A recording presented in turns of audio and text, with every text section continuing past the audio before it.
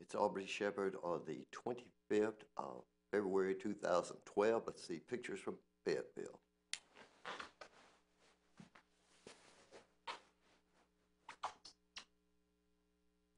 Okay, streamside business. It's very near the spout spring of the town branch of the West Fork of the White River. And you see the surface water still there. Been showing this for a while. And I show it again today as I'm preparing to go to a planning commission meeting where they're talking about allowing construction into the floodplain in a place that will probably be more damaging than this is. And all this damages is that particular property, really. But somehow that water is going to start getting into the stream, and we don't know what damage it'll do underground before it gets into the nearby stream. And these people are covering it up. So we talked about it, looked at it. There's a hawk that's also on a lot next to Spout Spring branch, and that hawk was up in the trees there. He once lived very near me, and I had to zoom out because he flew to get further away. But this is also a lot that's probably in the floodplain. It's certainly in the riparian zone of the stream. You see there, it's cleared now. 3 years ago, this was all a heavily wooded lot with lots of native plants and lots of birds and so forth using it, and now it's minimally significant for wildlife because it's been cleared right down to the stream side. And if there's construction goes on, there'll inevitably be some erosion and a lot of bad, ugly material will run down the stream that should not. You can see it's wetland. That's like the overflow area comes through there. See how far that is? It's maybe 50 feet from where I'm standing across to the stream, depending on which direction you look. The closest place, it's certainly only 50 feet. But anyhow, it's a good place to protect. That's one of those seed pods on the Senantium laevi milkweed plant and vine, and it's growing near there. And again, we see some of the examples of that plant on a different one, but that same kind of plant made on the same day, still in bloom year-round. And we're just going to go through this coming year, if I live and can make it down here, and mention those probably a bunch of times. There's a blackbird of some kind. I'm not sure if it's a starling or what. Couldn't get close enough. That's World Peace Wetland Prairie. You can see the certified wildlife sign, that little metal sign back there. And this is, of course, a daffodil. I guess I ought to show one of those every week as long as they're blooming. You can certainly see big patches of them beginning to open up in various parts of town. You see that post? It used to have a butterfly sign designated that is a butterfly garden at World Peace Wetland Prairie, and somebody made it disappear. That's a bench that has had the top removed, and another one had that happen. That's A&W, but apparently that's a new flavor because these are vandals that are moving things, stealing things, and leaving litter at World Peace Wetland Prairie, as they do in some other city parks.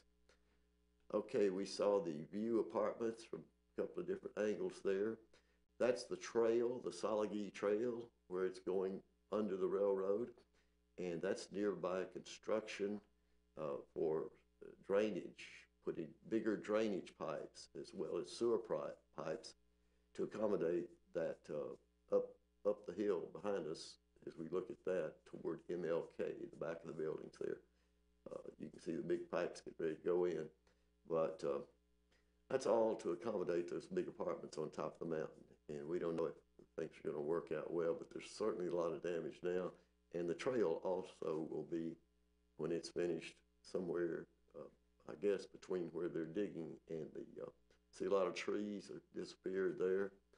Talk about protecting our tree canopy, but just doing the water and sewer work can be enough to take out a lot of tree canopy, and it happens every year in our city.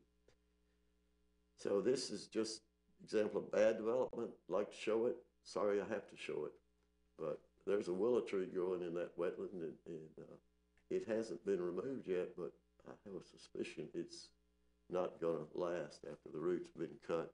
Work's been done on both sides of it. So that's the view, and that would be in the far end there. Now to your right, the way the Solagee Trail will go toward the railroad to the east and over to the Hill Place apartments.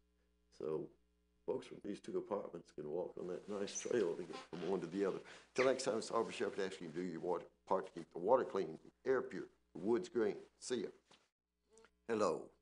It's the 28th of February 2013. We're at the Public Access Television Studio in Fayetteville, Arkansas. We're going to look at some photos, some from Fayetteville, some are not. Okay, that's from way back several years ago. It was the year that E. Jones died, and I was visiting him and making photos of him, and I just found that one of him with me that made that day. Somebody else holding my camera. But you saw Mallard Duck. You saw the information sheet on the South Pass project, and we'll show you a map of that here in a minute. And what do you do with your old dog food bags? Hope you don't throw them away, because if you collect the cans that you empty over a few months, and you collect the cans that people throw in the street in front of your house, then you can eventually get enough to fill up those bags. You take them, turn them in. And that is from Kessler Mountain. And that is, I believe, one of my great-grandmothers. I'm not absolutely sure which one. My father's that left in this, he's the oldest of this group of siblings. I may have a picture. The woman at the bottom is my aunt. The only one of that group is still alive. She's 88. And there she was in that picture. Here's the 88-year-old aunt you saw as a little girl, and that's her daughter with her. And there's John Rule. The day his face was on the front of What's Up magazine folder. This is the aerial photo layout of the proposed Kessler Mountain Preserve. And that's an old one I've had for 3 years. And it's, let's see those again, can we? I didn't have time this morning to put on a whole lot. There's a beautiful flower in summer. Okay, that's me with E. Jones, just a couple of weeks before he died, and had a visitor from out of state, wanted to meet him. And he got to meet him, they got to talk a long time, and except for the fact he never tried to stand up or get around at all, didn't leave his desk the time we were there. E. Jones seemed to be quite healthy that day, and very, very alert, and he and a friend from California talked about old times in the Navy and various kinds of art and so forth.